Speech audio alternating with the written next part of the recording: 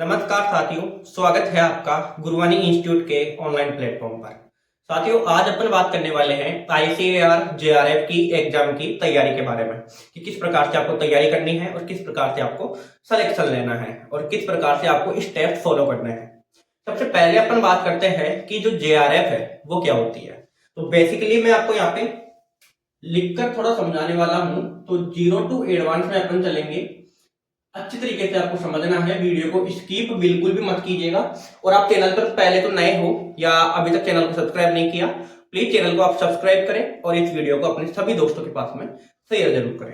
अपन बात करते हैं कि जो जेआरएफ होता है आखिरकार वो क्या होता है। सबसे मेन चीज तो यही हो जाती है कि अपन आईसीएआर जेआरएफ की तैयारी कर रहे हैं। तो आईसीआर जो जेआरएफ है वो क्या होता है आखिरकार। तो जेआरएफ वो होती है कि जब अपन मास्टर के अंदर या मास्टर डिग्री के अंदर एंट्रेंस एग्जाम देके और एडमिशन लेते हैं तो उससे उसके लिए जो एग्जाम देनी पड़ती है अपन को वो क्या होती है, जेआरएफ होती है। तो देखिए, मैं सिंपल से यहाँ पे बात कर रहा हूं कि मास्टर के लिए मास्टर डिग्री होती है जिसे अपन एमएससी बोलते हैं। उसके लिए जो एग्जाम अपन को देनी पड़ती है उसे अपन क्या बोलते हैं, जेआरएफ की एग्जाम बोलते हैं। ये चीज आपकी क्लियर होती है। अब मैं आपको बताता हूं कि जो जेआरएफ की तैयारी है वो आपको कब से स्टार्ट कर देनी चाहिए। तो पहले मैं आपको बेसिक बताता हूं। देखिए, अपन एग्रीकल्चर की बात कर रहे हैं, एग्रीकल्चर आईसीआर जेआरएफ। देखो, एक स्टूडेंट होते हैं 11th वाले जो 10th के बाद में 11th में एग्रीकल्चर सब्जेक्ट को लेते हैं, और एक स्टूडेंट होते हैं जो 12th एग्रीकल्चर से होते हैं। तो अपन 11th एग्रीकल्चर वाले स्टूडेंट की बात करते हैं। देखिए, 11th एग्रीकल्चर में स्टूडेंट क्या करेगा, उसके पास में मेनली एग्रीकल्चर के अंदर, एग्रीकल्चर विषय के अंदर 3 सब्जेक्ट उसे देखने को मिलती है। पहला है एग्रोनॉमी, वो एग्रोनॉमी पढ़ता है। दूसरा है हॉर्टिकल्चर, हॉर्टिकल्चर उसे पढ़नी पड़ती है। और तीसरा है, सबसे इंपोर्टेंट है, एनिमल हस्बेंड्री, एनिमल हस्बेंड्री। ये 3 सब्जेक्ट होते हैं उसके पास में कि वो एग्रोनॉमी पढ़ता है, हॉर्टिकल्चर पढ़ता है और उसके साथ में एनिमल हस्बेंड्री पढ़ता है। फिर वो क्या करता है, 12th की एग्जाम देने के लिए नेक्स्ट स्टेप फॉलो करता है। तो उसमें भी उसको यही सब्जेक्ट पढ़नी पड़ती है सेम, लेकिन ये क्या होता है, एडवांस लेवल में पढ़ना पड़ता है उसको, और एडवांस लेवल में पढ़ते हैं। एडवांस मतलब इनसे थोड़ा ज्यादा उसको पढ़ना पड़ता है। फिर 12th पास करने के बाद में वो ग्रेजुएशन की जो डिग्री करने के लिए क्या करता है, स्टेट लेवल पर या सेंट्रल लेवल पे जो एग्जाम्स होती है, मेनली स्टेट लेवल पे होती है जेट, और जो अपने सेंट्रल लेवल पे होती है सीयूईटी, इनकी एग्जाम देता है। अब इनकी एग्जाम देता है तो बेसिकली अगर तैयारी अच्छी रहती है तो उसका एडमिशन होता है। तो एडमिशन के अंदर देखो, सीयूईटी में 77 यूनिवर्सिटीज है, उसमें से किसी एक में उनका एडमिशन होता है। या अगर जेट की तैयारी करता है तो जो राजस्थान में 5 यूनिवर्सिटीज है उसमें से किसी एक में उसका एडमिशन होता है, या उनके अधीन आने वाली कॉलेजों में उसका एडमिशन होता है। ये बेसिकली चीज हो जाती है अपन 11th क्लास से लेके और जेट सीयूईटी यानी कि जो अपन एंट्रेंस टेस्ट देते हैं, एंट्रेंस एग्जाम देते हैं, उन तक की बात हो जाती है कि जेट और सीयूईटी के थ्रू उनका एडमिशन हो जाता है कॉलेज के अंदर। अब कॉलेज के अंदर एडमिशन होता है तो बेसिकली उसको क्या करनी पड़ती है, जो डिग्री होती है उसको अपन बोलते हैं बीएससी एग्रीकल्चर। ये ग्रेजुएशन लेवल की डिग्री होती है, बीएससी एग्रीकल्चर, या फिर वो बीएससी कर सकता है हॉर्टिकल्चर से। कौन कौन से सब्जेक्ट से कर सकता है, एग्रीकल्चर या हॉर्टिकल्चर से। और बेसिकली जो बीएससी की जाती है, अधिकतर स्टूडेंट्स करते हैं वो करते हैं बीएससी एग्रीकल्चर से करते हैं। अब बीएससी एग्रीकल्चर तक आपको समझ में आ गया तो आगे के स्टेप भी आपको समझ में आ जाएंगे। अब देखो, अपन बात करते हैं बीएससी एग्रीकल्चर की। बीएससी एग्रीकल्चर की बात करते हैं, 4 साल का ये कोर्स आपके होता है, और 4 साल में सेमेस्टर कितने होते हैं, 8 आपके सेमेस्टर होते हैं। यानी कि 6 महीने का एक सेमेस्टर होता है, और 1 साल को मिलाते हैं तो कितने सेमेस्टर निकल कर आते हैं, 2 सेमेस्टर आपके पास में निकल कर आते हैं। अब इनमें से क्या होता है कि फर्स्ट सेमेस्टर में जब स्टूडेंट तैयारी करता है, फर्स्ट सेमेस्टर में जाता है, तो फर्स्ट सेमेस्टर में क्या होता है, उसके पास में ये 3 ही सब्जेक्ट उसको पढ़नी नहीं पड़ती, कि जैसे 11th और 12th के अंदर उसने 3 ही सब्जेक्ट पढ़े एग्रीकल्चर में, उसके बाद में फिर पार्टिकुलर जो अन्य सब्जेक्ट हो जाते हैं जैसे एग्रीकल्चर बायोलॉजी, एग्रीकल्चर केमिस्ट्री, यही सब्जेक्ट उसको पढ़ने पड़ते थे 11th और 12th क्लास में। जबकि फर्स्ट सेमेस्टर में ऐसा नहीं होता, उसके पास में लगभग 10 सब्जेक्ट निकल कर आती है अलग अलग, जैसे एग्रीकल्चर इकोनॉमिक्स हो गई, और उसके साथ साथ माइक्रोबायोलॉजी हो गई, प्लांट पैथोलॉजी हो गई, एक्सटेंशन एजुकेशन हो गया, ये उसके बीएससी एग्रीकल्चर के सेमेस्टर्स के अंदर निकल निकल कर आते हैं। और ये क्या होता है, जैसे एक्सटेंशन एजुकेशन हो गया, पैथोलॉजी हो गई, ये एग्रीकल्चर का ही एक पूरा निचोड़ है। ये चीज आपकी क्लियर हो जाती है। तो वो क्या करता है कि फर्स्ट सेमेस्टर में उसको इतना नॉलेज नहीं होता और बेसिकली कोई उसको गाइडेंस करने वाला नहीं होता, तो वो कैसे जैसे करके अपना फर्स्ट सेमेस्टर तो क्लियर कर लेता है। उसके बाद में उसको कॉलेज का थोड़ा सा नॉलेज हो जाता है। कॉलेज का क्या हो जाता है, उसको नॉलेज हो जाता है, बेसिकली कॉलेज का उसको नॉलेज हो जाता है, नॉलेज। अब जैसे ही कॉलेज का नॉलेज होता है तो वो क्या करता है, सेकंड सेमेस्टर में जाता है।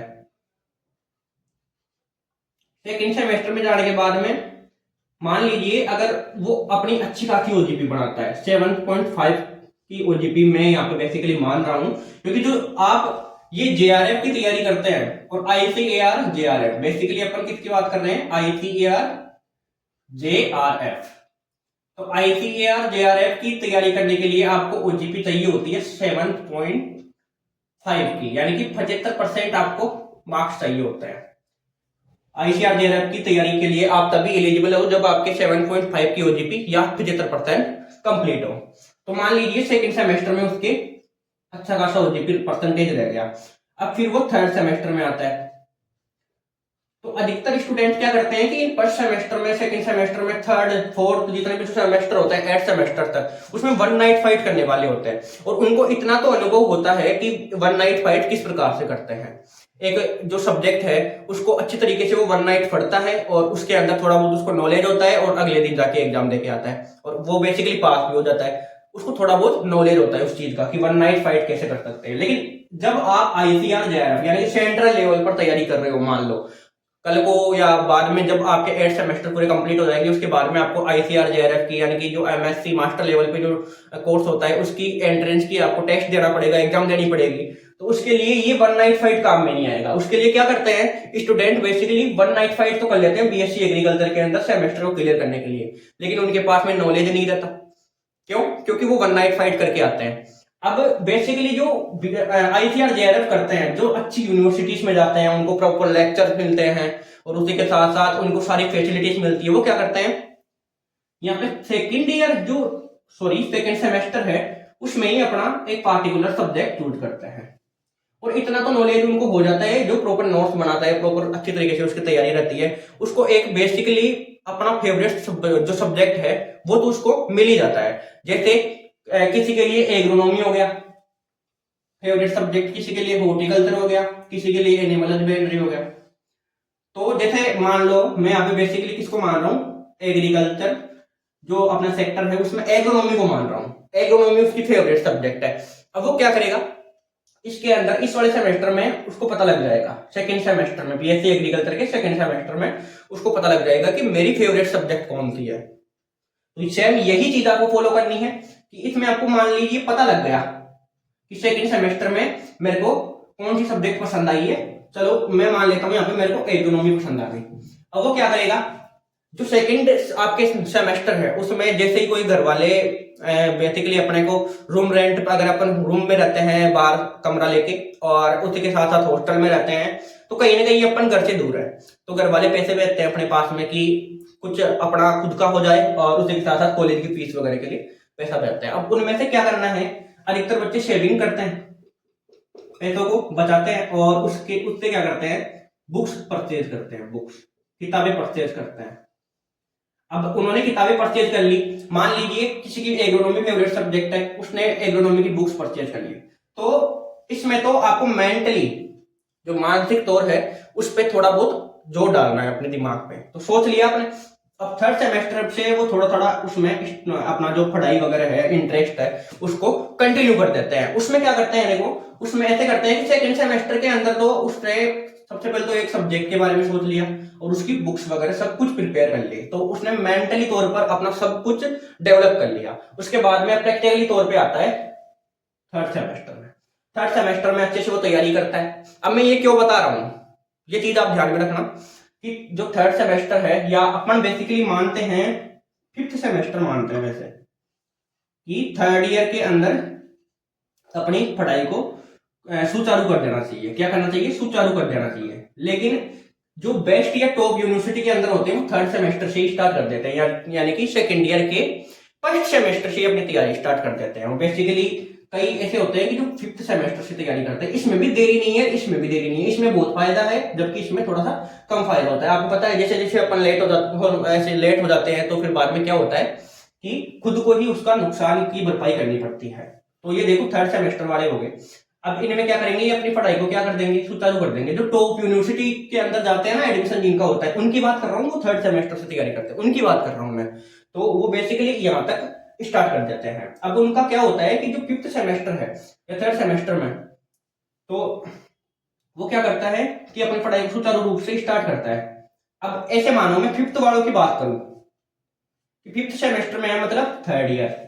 अब एक बात बताओ, 4 साल की डिग्री होती है आपकी, 4 साल की डिग्री के अंदर क्या करता है, लास्ट के अंदर उसको कहीं ना कहीं कॉलेज से, जो अपनी संबंधित कॉलेज है, यूनिवर्सिटी है या महाविद्यालय है, उनसे अलग होना पड़ता है। केवीके के लिए वो जाता है, रिसर्च के लिए वो थोड़ा बहुत उसको फील्ड के अंदर काम करना पड़ता है।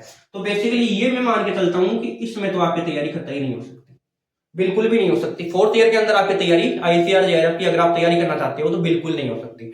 तो आपको ध्यान क्या रखना है, ये थर्ड ईयर वाला और फिफ्थ, जो फिफ्थ सेमेस्टर है एक तो ये, और एक या फिर बाद में थर्ड सेमेस्टर। बेसिकली कई ऐसे होते हैं कि उनको थर्ड सेमेस्टर के अंदर तो बिल्कुल भी नॉलेज नहीं होता, कि ऐसे पता ही नहीं लगता कि अपन को आगे जाके ये भी करनी है। तो ऐसे बोलते हैं कि भाई मैं तो थर्ड सेमेस्टर से आगे चला गया तो मेरे को तो प्रॉब्लम आने वाली है। प्रॉब्लम नहीं आने वाली, लेकिन ये जो कई स्टूडेंट ऐसे होते हैं कि लास्ट की जो ईयर है, फोर्थ ईयर, उसमें तैयारी कर लेंगे। तो उसमें तैयारी करने से तो ये होता है कि आपका कहीं ना कहीं प्रैक्टिकल के लिए टाइम जाएगा, फील्ड में जाने के लिए टाइम जाएगा, मतलब आपके पास में टाइम रहेगा ही नहीं। तो इस फोर्थ ईयर के अंदर तो आप बिल्कुल भी तैयारी नहीं कर सकते। बाकी थर्ड ईयर के फर्स्ट सेमेस्टर में, थर्ड ईयर से अगर कोई स्टूडेंट तैयारी करता है तो वो अच्छी यूनिवर्सिटीज के अंदर आईसीआर जेआरएफ में अपना हिस्सा ले सकता है, अपनी सीट बुक कर सकता है और अच्छी तरीके से आईसीआर जेआरएफ में उसका सिलेक्शन भी हो जाता है। लेकिन उसके लिए ओजीपी कितनी चाहिए, 7.5 से मतलब 75% चाहिए, 7.5 के ऊपर ऊपर रहनी चाहिए। तो ये जो बीएससी एग्रीकल्चर करते हैं तो उनको बेसिकली इतना तो पता होता है कि अपन बीएससी एग्रीकल्चर की एक डिग्री अपन को लास्ट में मिल जाएगी, लेकिन उनको ऐसे पता नहीं होता कि जो ओजीपी परसेंटेज होती है उसका अपने आप में क्या रोल होता है। तो बेसिकली मैंने आपको सारा कंप्लीट बता दिया आईसीआर जेआरएफ से रिलेटेड। तो आई होप ये वीडियो आपको अच्छे से समझ में आया होगा और कुछ ना कुछ आपके लिए यूजफुल भी होगा। वीडियो को शेयर करें और लाइक करके लास्ट में एक प्यारा सा कमेंट करें कि ये वीडियो आपको वास्तव में फायदेमंद लगा कि नहीं लगा। Thank you.